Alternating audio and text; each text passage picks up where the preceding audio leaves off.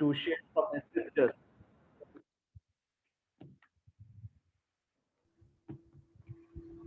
आप सबको फिर से प्रभु यीशु ख्रिस्ट के नाम में जय मसीह। और मैं परमेश्वर को और जोशवा दाजू को और पास्टर राज को धन्यवाद देना चाहती हूँ कि फिर से उन्होंने मुझे ये मौका दिया। आइए हम वचन की ओर चलते हैं।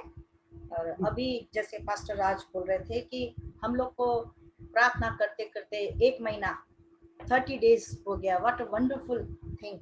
परमेश्वर के नाम में सब इकट्ठे होके उनके नाम को महिमा देना, ऐसे संगति में बैठना और इस प्रकार से गैप में खड़े होना, यही हमारे जीवन के लिए सबसे उत्तम दान है। हालेलुया। और इन दिनों मैं हबक्कुक की पुस्तक से पढ़ रही थी और उस पुस्तक को पढ़ने के बाद में जो आशीष मैंने पाया और जो एनकरेजमेंट मैंने पाया, वही मैं आप लोग के साथ में आज बांटना चाहती हूँ। हम ज़्यादा हिस्ट्री में नहीं जाएंगे क्योंकि हम सबको मालूम है, लेकिन फिर भी हमें ये पता है कि किस प्रकार से जब जुदा के लोग दुष्टता में चल रहे थे तो परमेश्वर ने कैसे बेबीलोन के द्वारा उनको दंड दे के शिक्षा देना चाहा। और हबक्कुक शब्द का अर्थ है अंगालने वाला व्यक्ति, मायालु। और ये भी हम जानते हैं कि हबक्कुक एक प्रॉफिट है, परंतु एक प्रॉफिट होते हुए भी इस पुस्तक में वो अपने लोगों के साथ बातचीत नहीं कर रहा था, परंतु वो परमेश्वर के साथ एक कुश्ती, एक लड़न, एक पीड़ा और वेदना की कुश्ती वो परमेश्वर के साथ लड़ रहा था। और हम जानते हैं कि इसमें सिर्फ 3 चैप्टर है। सो इन 3 चैप्टर में बारंबार हम देखते हैं कि वो किस तरीके से परमेश्वर के आगे अपनी गनगनाट, अपनी पीड़ा, अपनी वेदना को रख रहा था। यदि हम पहले चैप्टर में देखें तो वहां पर मुझे जो समझ में आया, ये जो मैंने मुझे अगुवाई हुई, उसमें मैं यही देखती हूँ कि वो परमेश्वर से प्रश्न पूछ रहा था। पहले ही चैप्टर के पहले आयत में यदि हम देखें तो वहां एक ही शब्द पाते हैं, प्रभु क्यों और कब, हाउ लॉन्ग एंड व्हाई। ना, परमेश्वर तो सर्वव्यापी है और ये मौलिक फंडामेंटल ट्रुथ है कि वो जो चाहता है वो करता है अपनी उसकी इच्छा से, and he doesn't have to explain about it to us. ये एक प्रकार से बेटी और पिता का रिश्ता है। जैसे बेटा अपने पिता से पूछता रहता है, ढेर सारे प्रश्न करता है, लेकिन पिता अपनी इच्छा से सारे प्रश्नों के उत्तर नहीं देता, लेकिन कुछ प्रश्नों के उत्तर देता है। परंतु वर्ष 5 और 8 में हम देखें तो वहां पर एक उत्तर इस प्रकार से मिला हुआ है कि बेबीलोन की सिचुएशन को परमेश्वर ने खड़ा किया है। सो हम आज की सिचुएशन को अगर हम देखें तो गॉड इज इन कंट्रोल, ये हमें अच्छे से समझ आता है इस वर्ड्स के द्वारा। दूसरे चैप्टर में मैं पाती हूँ कि जब परमेश्वर के तरफ से उसको कुछ भी आंसर नहीं मिला तो उसका रिएक्शन, प्रतिक्रिया क्या हुई। वो कहता है चैप्टर 2 के 1 में, मैं अपने पहरे पर खड़ा रहूंगा, गुम्बद पर चढ़कर ठहरा रहूंगा, ताकता रहूंगा कि मुझसे वो क्या कहेगा। Waiting upon the Lord. पहले उसने प्रश्न पूछा, दूसरा उसने यहाँ कहा कि प्रभु मैं तो खड़ा हूँ, इंतजार कर रहा हूँ, मैं ताक रहा हूँ। एंड इंतजार करना, waiting period is very very difficult ना। आप जानते हैं ये एक प्रकार का एक कला है, टू वेट अपॉन ना, और एक अनुशासन भी, अपने आप को अनुशासित करना। मैं, हमारे पास्टर साहिल है, आर्मी में होते हुए एवरीथिंग फटाफट फटाफट फटाफट हो जाता था और उनको वेट करने का आदत नहीं था। परंतु दिल्ली में रहते हुए उनके ब्रदर का हार्ट ऑपरेशन था और उनको अपने भाई को एम्स में लेके जाना था।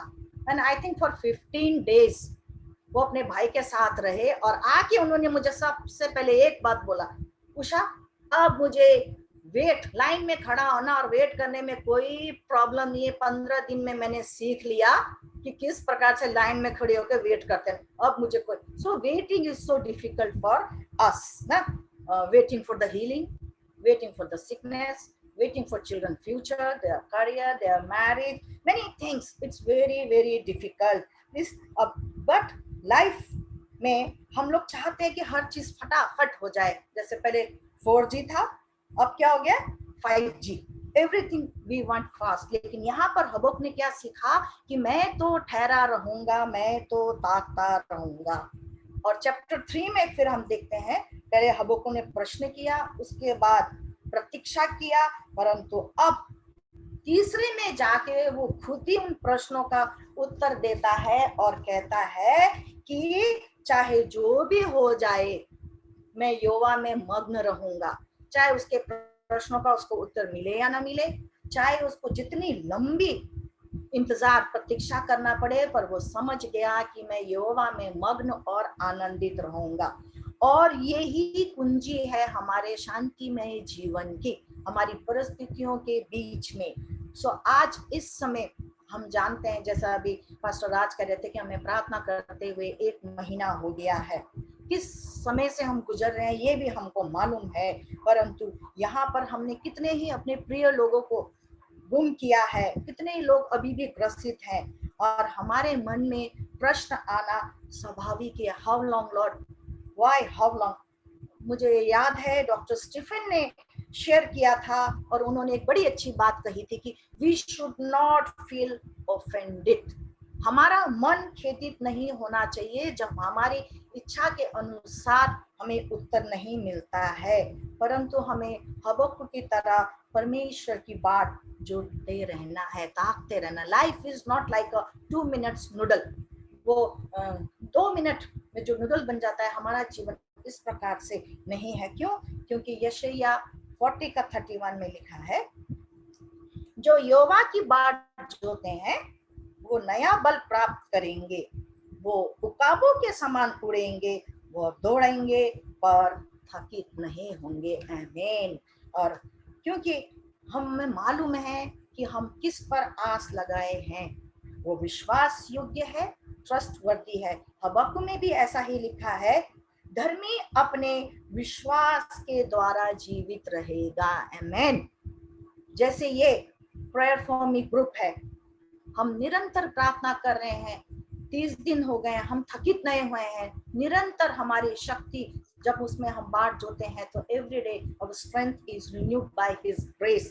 डॉक्टर स्टीफन के अगुवाई में हम जानते हैं कि हमने किस प्रकार से पास्टर किशोर के लिए, उनकी चंगाई के लिए हमने चेन प्रेयर किया और रिजल्ट आज हमारे सामने है। परमेश्वर ने हमारी प्रार्थनाओं को उत्तर दिया और अंत में हम हबक्कुक के जीवन से सीखते हैं कि इस समय हो सकता है कि हमें कुछ साफ नहीं दिखाई दे रहा, धुंधला है ना, छाया है, परंतु हमारा परमेश्वर दयालु, न्याय और सर्वव्यापी है। इसलिए हमें उसमें मग्न रहना है और उसकी महिमा और प्रशंसा करते रहना है। यदि आप एक टेबल क्लॉथ देखेंगे जिसमें सुंदर सा एम्ब्रॉयडरी बना हुआ है, और उसको आप देखेंगे तो उसको डिजाइन जो है बहुत सुंदर लगता है और हम पसंद करते हैं कि ओह व्हाट अ ब्यूटीफुल, देखने में बहुत सुंदर लगता है। लेकिन अगर आप उस टेबल क्लॉथ को उल्टा के देखेंगे तो उसके पिछले हिस्से में there will be lots of mess, ढेर सारे धागों की गांठें होंगी ना, झुंड होगा, अनसुलझी हुई गांठें होंगी, मेस होगा, लेकिन उसका जो आउटलुक, जो उसका डिजाइन है, आप अगले उसमें देखेंगे तो बहुत सुंदर दिखेगा। तो आज हो सकता है हमारे जीवन में भी ढेर सारे प्रश्न, समस्याएं, चंगाई के लिए प्रतीक्षा, मानसिक समस्या, फाइनेंस की समस्या हो सकती है, परंतु यदि हम इससे ऊपर उठकर परमेश्वर की प्रशंसा की वेदी में जाएंगे, और जब ये पेंडेमिक खत्म होगा, लॉकडाउन खत्म होगा और फिर से हमारा ये ग्रुप मिलकर इकट्ठे बैठकर परमेश्वर की महिमा और प्रशंसा करेंगे, तब हम उस ब्यूटीफुल डिजाइन को अपने जीवन में देख पाएंगे जो हमारे लिए परमेश्वर ने रचा है। परंतु उस सुंदर डिजाइन के पीछे ढेर सारी प्रार्थना, ढेर सारे स्ट्रगल, हार्डशिप, बहुत सारे लोग जिन्होंने इस प्रेयर ग्रुप को सपोर्ट किया है, चैलेंजेस, पेन, डिफिकल्टीज होंगी, परंतु इसका रिजल्ट क्या? सुंदर डिजाइन जो परमेश्वर ने हमारे लिए रखा है। आमीन। और अंत में मैं पढ़ना चाहूंगी चैप्टर 3 का 17 और 18 हबक्कुक का। चाहे अंजीर के वृक्ष में फूल ना लगे, ना दाग लताओं में फल ना लगे, जलपाई के वृक्ष में केवल धोखा पाया जाए या खेतों में अन्न न उपजे, तो भी मैं यहोवा के कारण आनंदित और मग्न रहूंगा और अपने उद्धारकर्ता परमेश्वर के द्वारा अति प्रसन्न रहूंगा। और ये हम सबकी बुलाहट है। आमीन। Thank you. Thank you so much.